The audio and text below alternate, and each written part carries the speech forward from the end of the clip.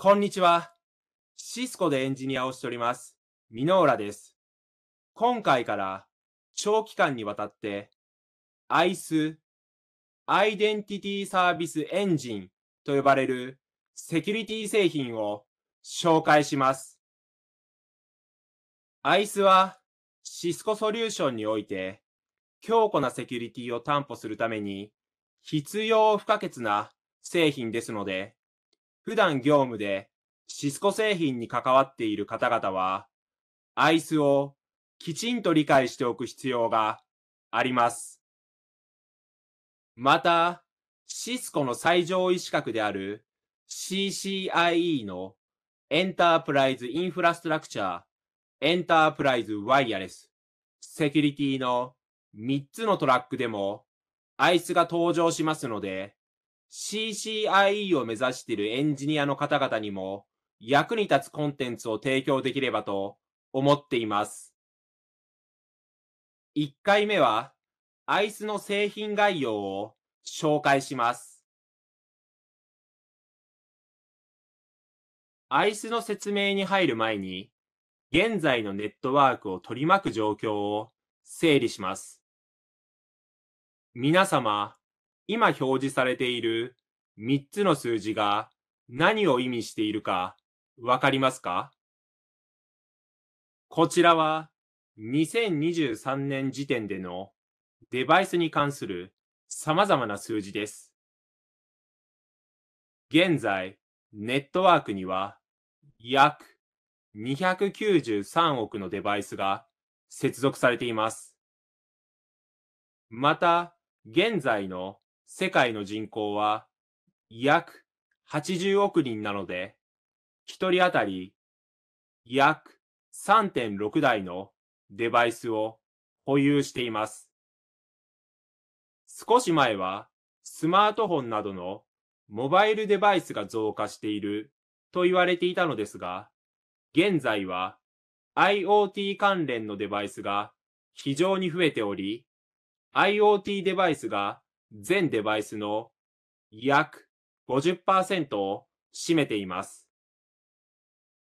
これらのデータから、現在のネットワークには非常に多くのデバイスが接続されており、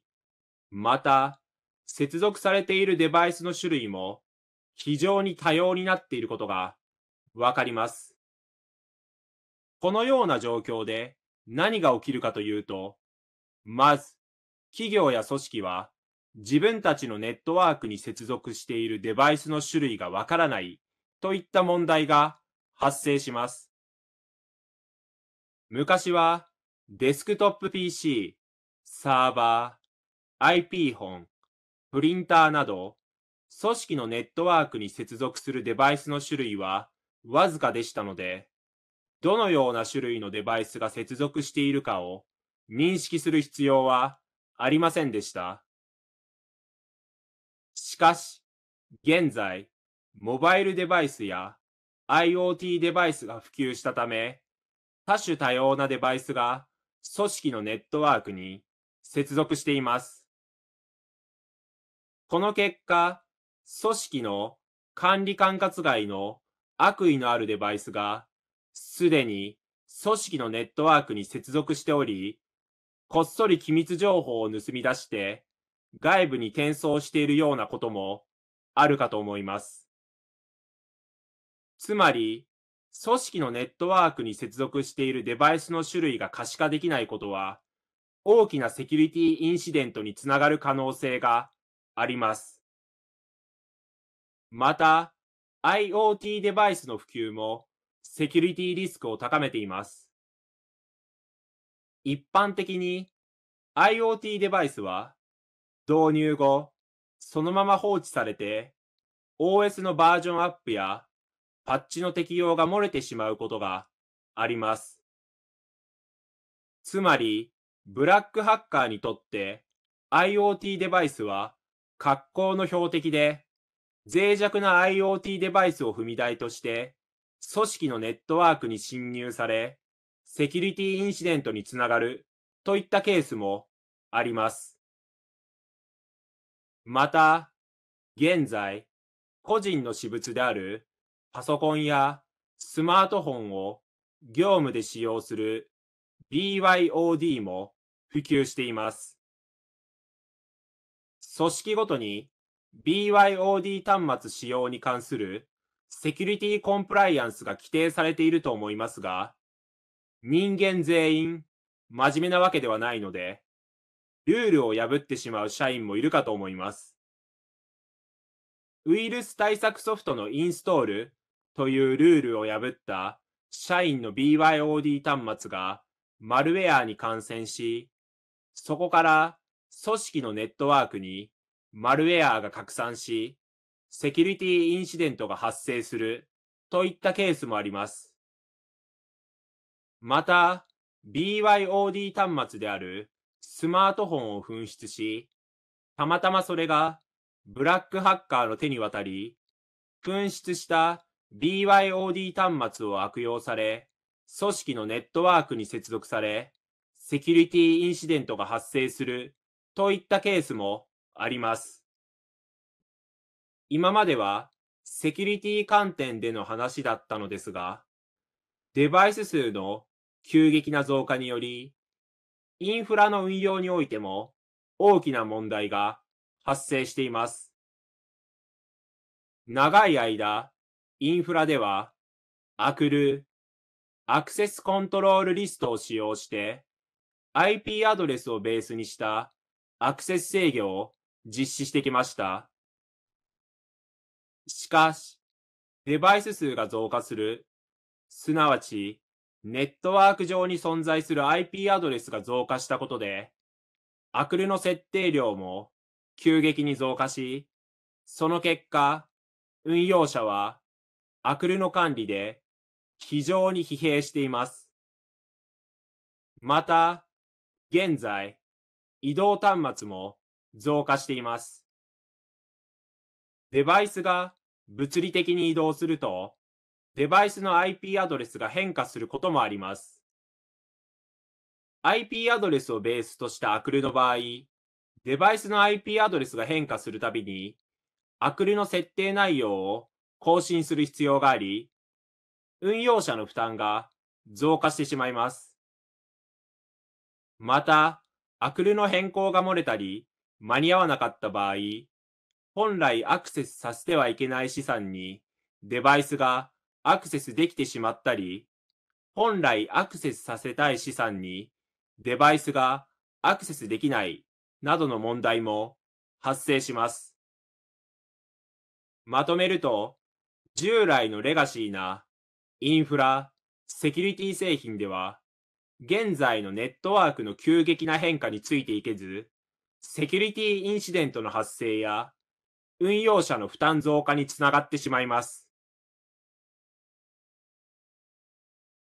このような問題を解決するシスコの製品、ソリューションが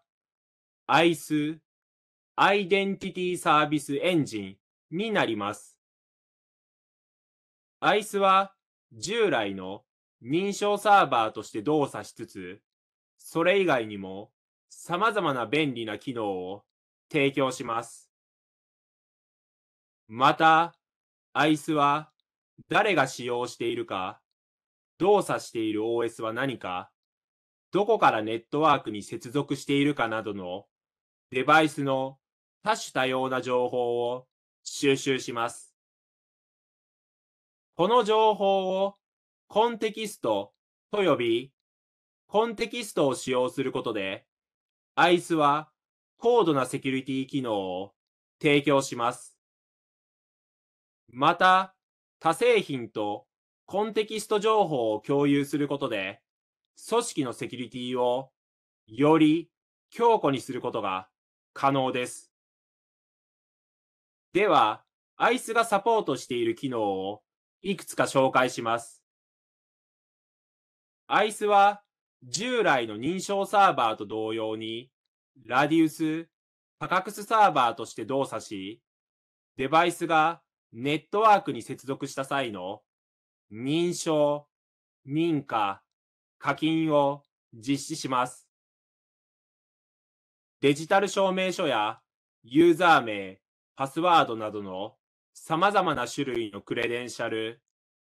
EAP や MAV、SSL VPN などの様々な接続方式に対して、ICE のみで認証、認可、課金を提供可能です。また、接続したデバイスのコンテキスト情報を収集し、デバイスの状態を詳細に可視化します。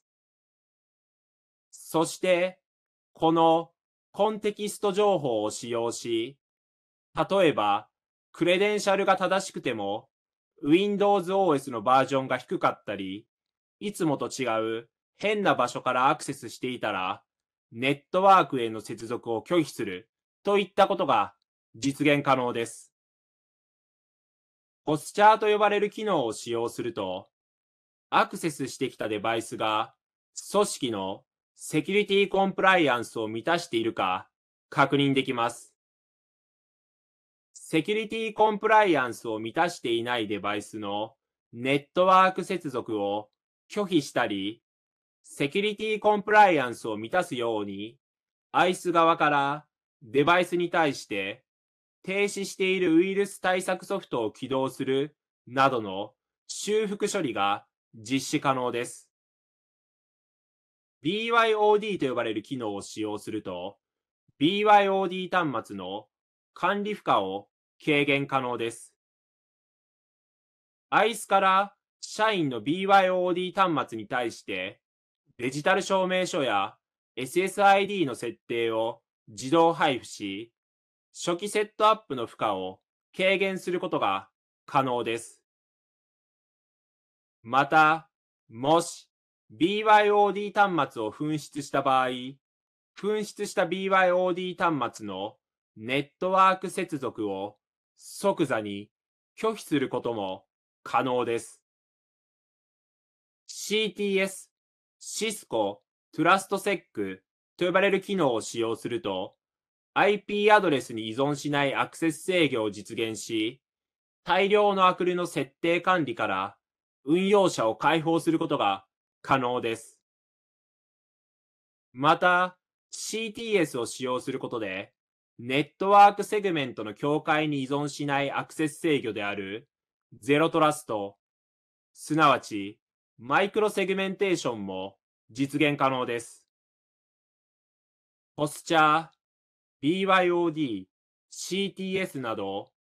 ICE は様々な機能をサポートしているのですが、ICE 単体でできることには限界があります。組織のセキュリティをさらに強固にするには、ICE と他製品を連携させる必要があります。一例として、ICE と DNA センターを連携させることで、タロスのデータベースを使用し、デバイスの通信先の IP アドレスを評価して、危険なサイトと通信しているデバイスをネットワークから強制隔離することが可能です。最後、まとめになります。ICE はデバイスの多種多様な情報であるコンテキストを収集し、デバイスの状態を詳細に可視化します。そして、コンテキスト情報を活用し、より複雑なアクセス制御を実現します。また、ポスチャー、BYOD、CTS などの高度なセキュリティ機能をたくさんサポートしています。さらに、収集したコンテキスト情報を他製品と連携することで、組織のセキュリティをより強固にすることが可能です。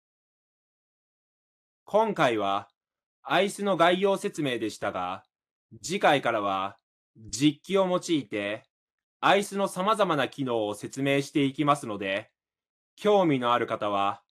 チャンネル登録のほどよろしくお願いします。